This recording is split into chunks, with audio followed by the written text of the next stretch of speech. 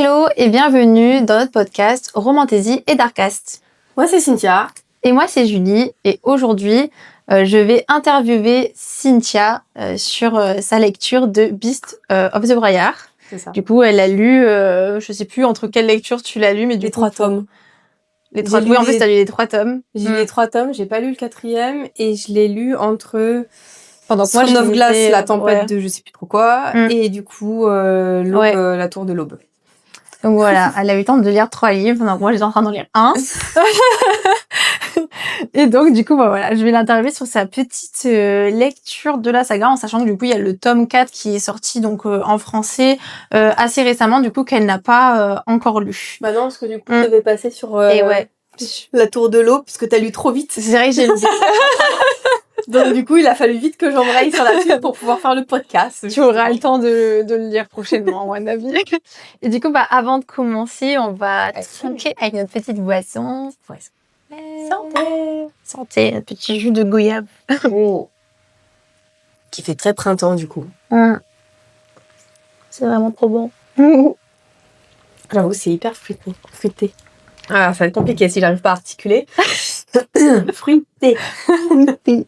Alors, est-ce que tu es prête pour cette interview? Pour le coup, c'est encore frais dans la tête, vu que j'ai lu que un livre. Oui, c'est vrai, du coup, et que t'en as quand même enchaîné 3 de la même saga. Du coup, je pense que l'univers, il rentre quand même bien en tête. Ouais. Alors, il va falloir que je retrouve ma petite note. Elle est là. Comme d'habitude, je vais te demander si tu pouvais résumer peut-être le livre en une phrase ou peut-être 3 mots qui résument bien la saga.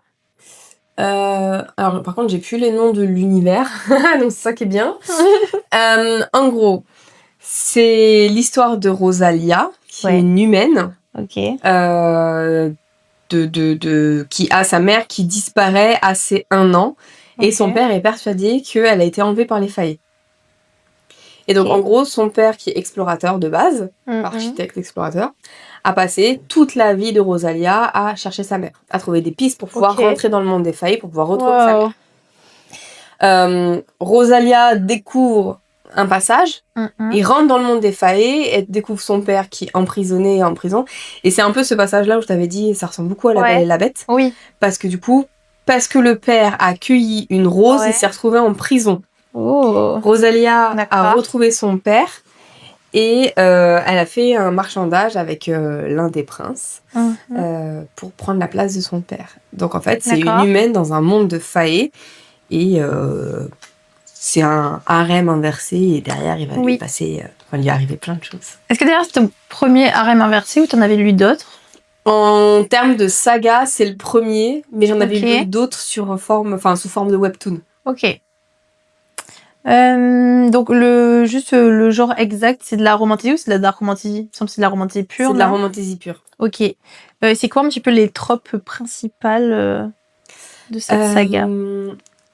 Slow burn. Ouais. Je pense qu'il y a du enemy to lovers. Harem inversé. Et pour moi, ce seraient les principales tropes. Ok. Ouais. On entend assez parler de cette saga en ce moment, du coup, sur le BookTok avec la sortie du 4e livre. Est-ce que pour toi, elle mérite la hype ou pas? Oui. Et elle n'a pas assez de hype. Elle n'a pas assez de hype. Tu vois, pour moi, elle est au même niveau que Akotar.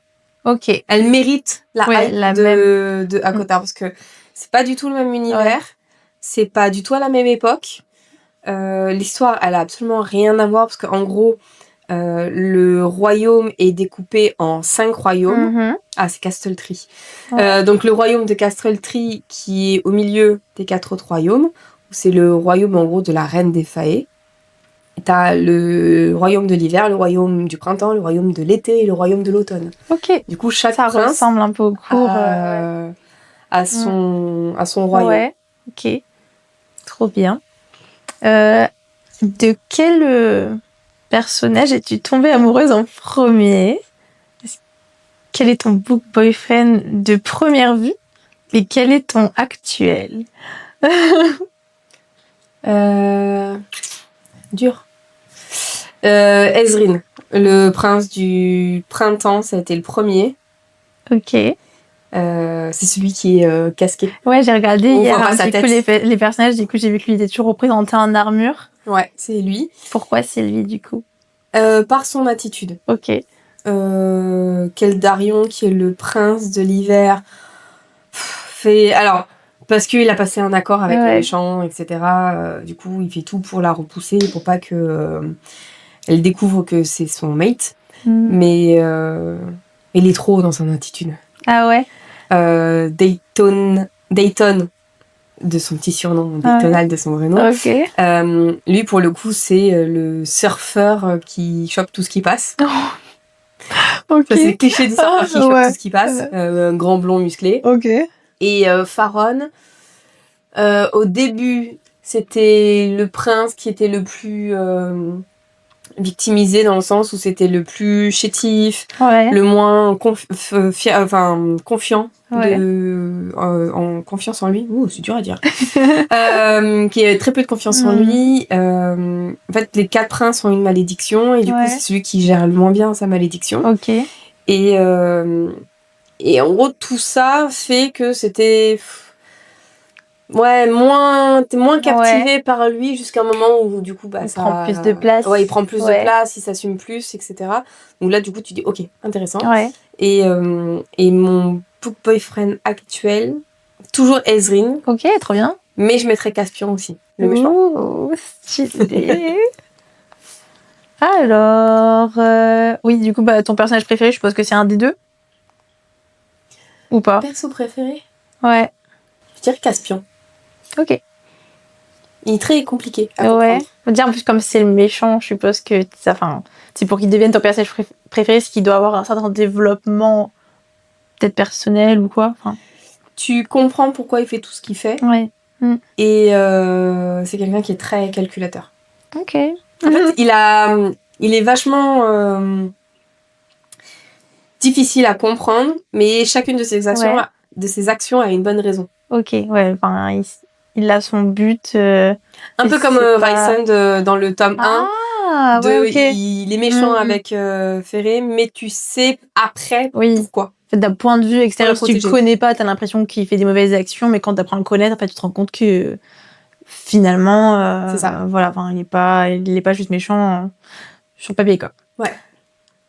Si on devait parler du coup de l'héroïne principale, est-ce qu'elle est cohérente? Est-ce que c'est un personnage fort? Est-ce qu'elle est badass? Comment toi tu la décris? Et tu l'aperçois? Badass, non. Ok. Elle le devient. Ouais.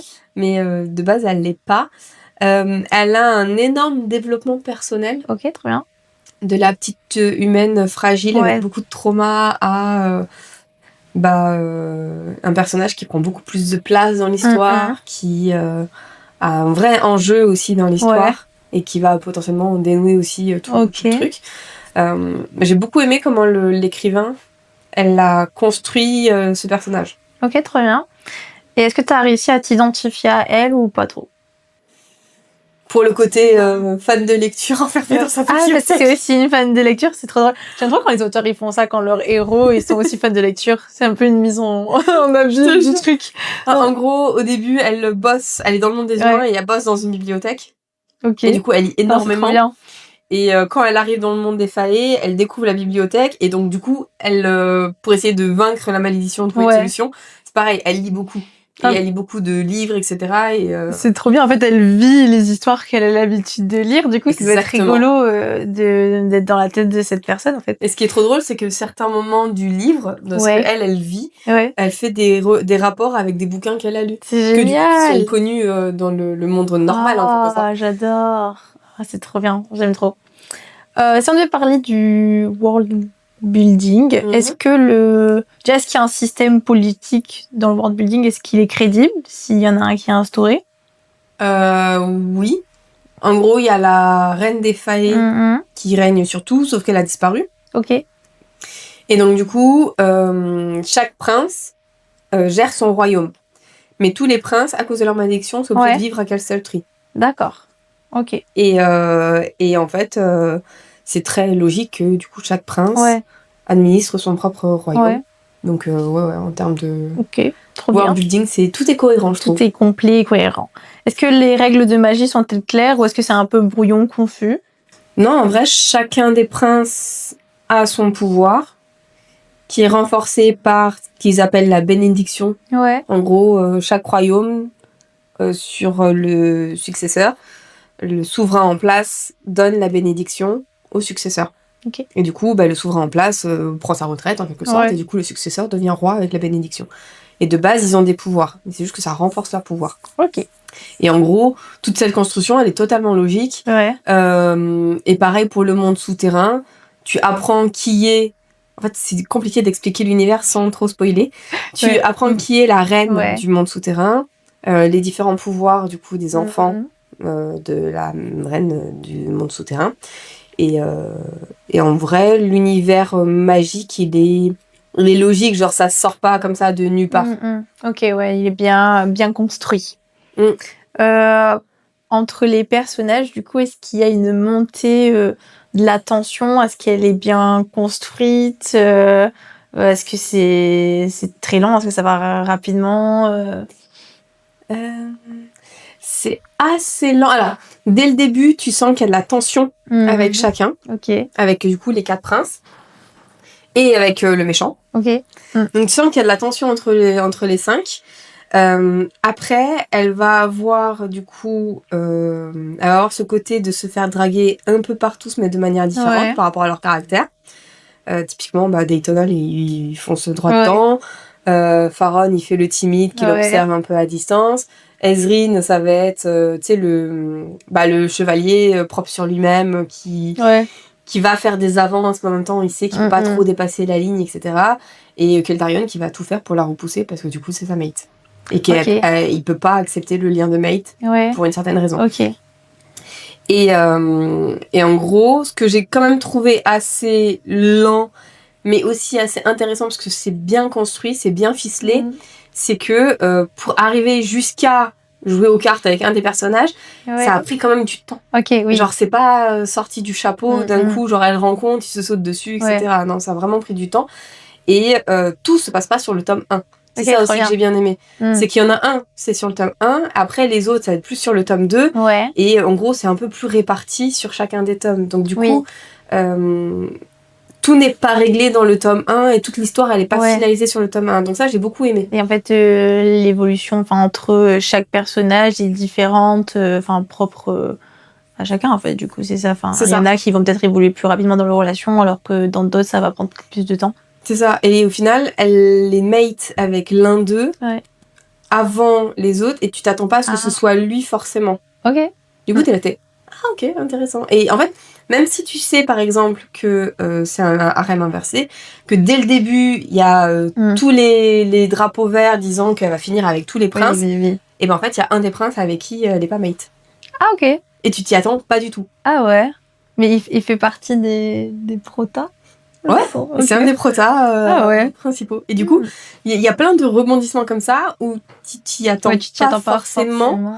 Tu sais qu'il y a un lien avec tous, mais au final, quand ils ont fini de jouer aux cartes, le fait qu'il n'y ait pas le lien qui soit créé en deux, là, t'es... bizarre. C'est bizarre. Attends, c'est pas normal. Mince alors.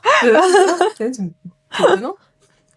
En termes de points faibles, est-ce que tu penses qu'il y a des points faibles dans ce livre, des longueurs, répétitions émotionnelles, ou des personnages secondaires sous-exploités, par exemple? Ou t'as pas trop trouvé de points faibles? Je trouve que... Alors, j'ai plus leur prénom, mais je trouve que les servantes qui mettent à disposition de Rosalia, elles sont bien présentes, mais potentiellement, elles pourraient jouer peut-être un rôle un peu plus poussé dans l'histoire. Après, sur le reste, je vois pas forcément de points faibles. Il y a un des princes, Keldarion, où t'as envie de le secouer, mais je pense que c'est fait exprès pour l'histoire, quoi. Je pense que oui. Et du coup, il n'y a pas de longueur, parce qu'il me semble que c'est quand même des gros pavés. Non, il y a tout le temps quelque chose qui se passe. Et t'es vraiment dans l'histoire. Ok, trop bien. Attends, je crois que c'est le tome 1, je l'ai lu en 2 jours. Tu l'avais lu super rapidement, Je crois que c'était je l'ai lu en 2 ou 3, mais je crois que c'était moins de 3, Parce que tu sais, c'est ce genre de livre qui te prend et t'as envie de le continuer à lire, parce que hyper addictif. c'est ça. En plus, là, je suppose que, moi j'ai jamais lu de harem inversé, mais je pense que quand t'as autant de personnages comme ça et en plus tu sais qu'il va se passer voilà plein de trucs de dingue, enfin avec autant de personnages liés de cette manière-là, il peut que se passer plein de choses, je pense. Enfin pour qu'il y ait des longueurs, je pense qu'il faut vraiment. Bah là pour qu'il y ait des longueurs, alors peut-être sur le tome 1 il y a des longueurs, mais c'est un peu comme Akotar le tome 1, c'est le temps que tout se mette en place. Ouais, logique. En vrai, le tome 1, c'est pas très choquant quand il y a des longueurs, parce qu'effectivement, faut tout, enfin, voilà, faut qu'on comprenne l'histoire et qu'il faut poser le contexte. C'est ça. Mais après, sur les autres tomes, l'autrice, elle te lâche des bombes et t'es oh, mais non, oh, mais non, oh, mais non, oh, ok, je comprends mieux. Ouais, trop bien. Est-ce que...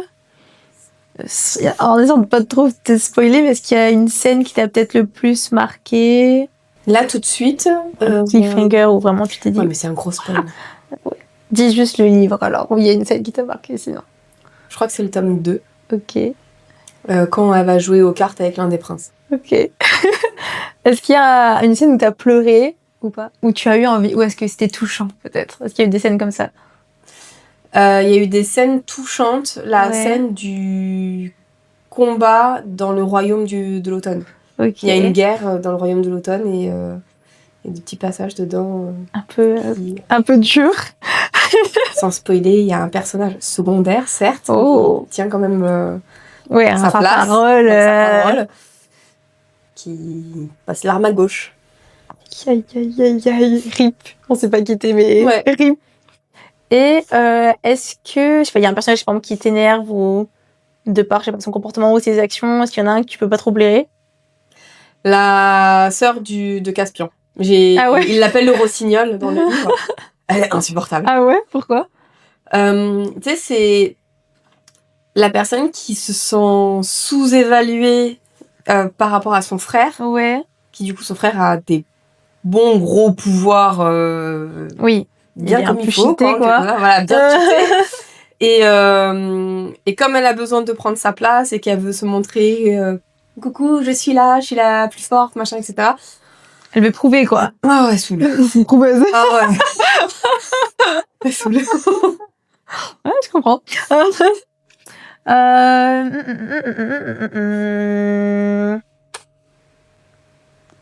En termes, du coup, de personnage, qui tu dirais qui est le plus dangereux? Si tu devais répondre rapidement. Dangereux? Ouais. Le frère d'Ezrin. Ok. Dont j'ai plus le nom. Qui manipule le mieux? Est-ce qu'il y en a qui manipule ça? Ah ouais, pas étonnant en vrai si c'est le méchant. Qui aime le plus sincèrement? Faron. Ok. Qui serait insupportable dans la vraie vie? Dayton. Le premier serait plusieurs petites balles perdues. Non, mais après, ce profil-là, moi, je peux pas me le voir. Oui, donc, pour moi, oui. avec mon caractère, c'est le personnage qui passe pas. Ouais. C'est le personnage qui me saoule. Il est sympa, mais voilà. Loin. Ouais. Loin. Très loin. Qui t'obsède le plus? Caspian. Ok. Et qui mérite une gifle? Keldarion. C'est qui? Le prince du royaume de l'hiver. Ah. Et il mérite à ce qu'on le secoue. Ah ouais? Ah ouais. Tu penses qu'il va être secoué peut-être dans le 4? Ou qu'il va y avoir un autre livre? Peut-être que il va avoir un développement... Bah, j'espère. Ah, et après, il a déjà pas mal évolué. Ouais. Mais il fait toujours chier, quoi. T'as envie de le baffer. Depuis le début du tome 1, t'as envie de le baffer. Ah ouais. Ah ouais. Non, vraiment. Si je te fais un petit kiss Marie Kill entre 3 personnages, bon, je dirais que des book boyfriend. Ça, le choix est plus compliqué. Si je te dis Ezrin, Keldarion et Dayton. Il y en a 2 que t'aimes pas trop. Je tue Keldarion. Ouais.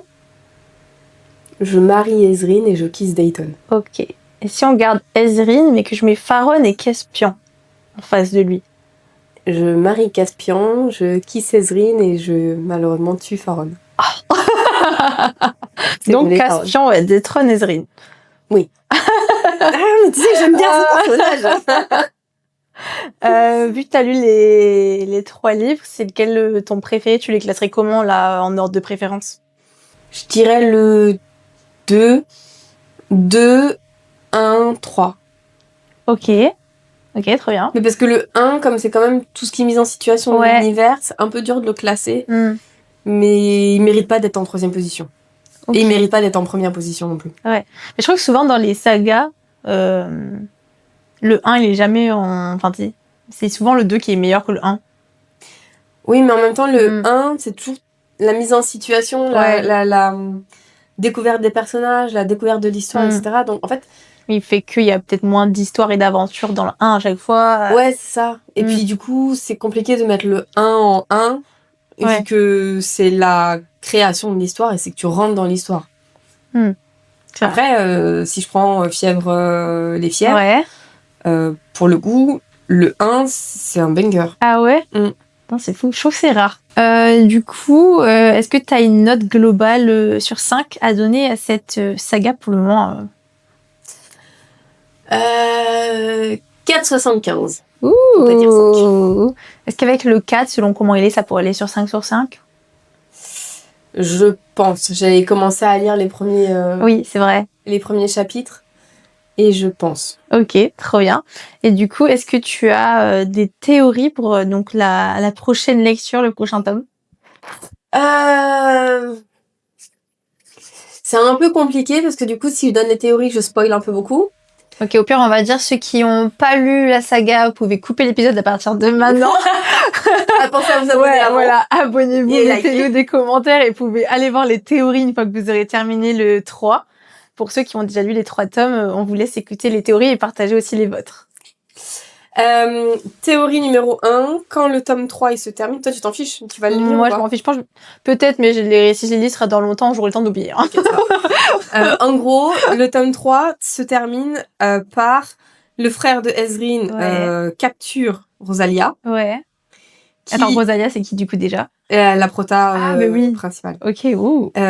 Qui s'avère être en fait la fille de la reine des fées qui a disparu à 500 ans. Ça m'étonne vraiment pas.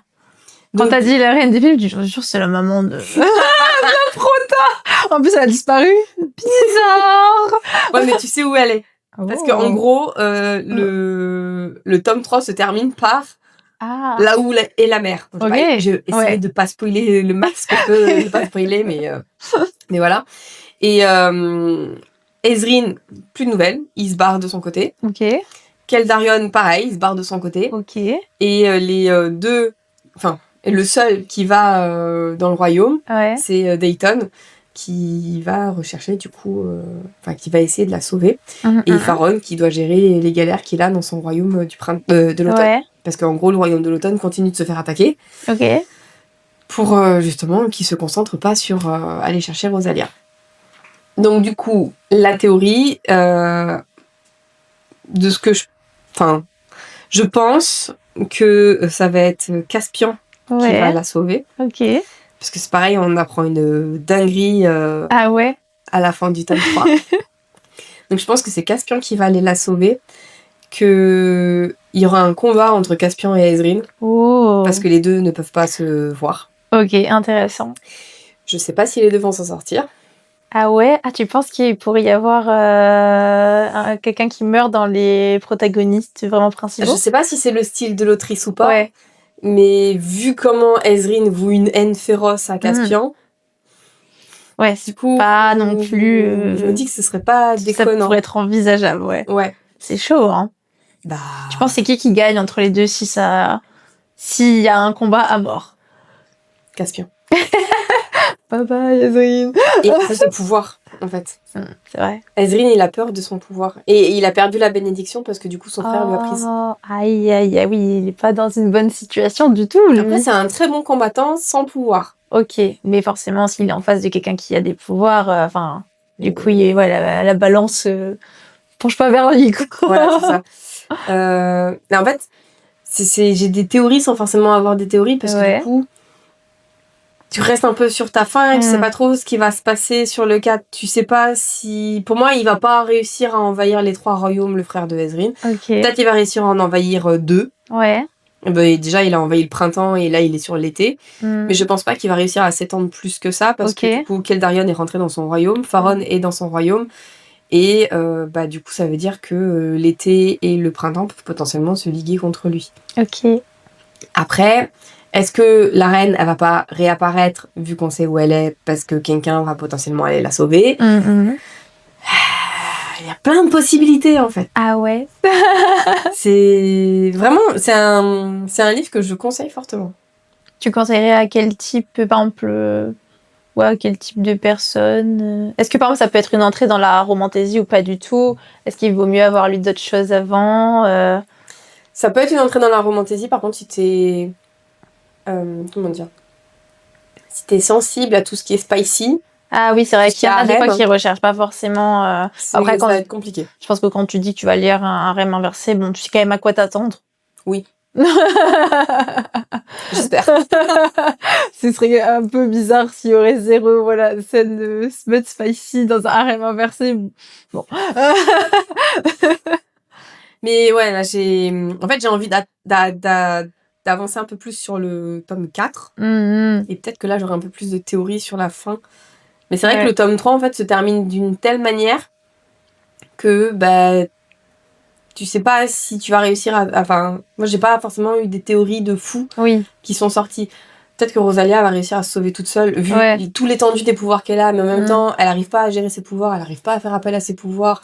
Et je crois qu'elle est menottée avec des fers en fer. Oui, donc ça bloque les pouvoirs. En fait, il y a plein de trucs comme ça. Ok, ouais, donc c'est des petites suppositions. Ok, bah trop bien. Je sais pas si t'as des choses à rajouter ou si nous clôturons notre interview. Je pense qu'on peut clôturer l'interview.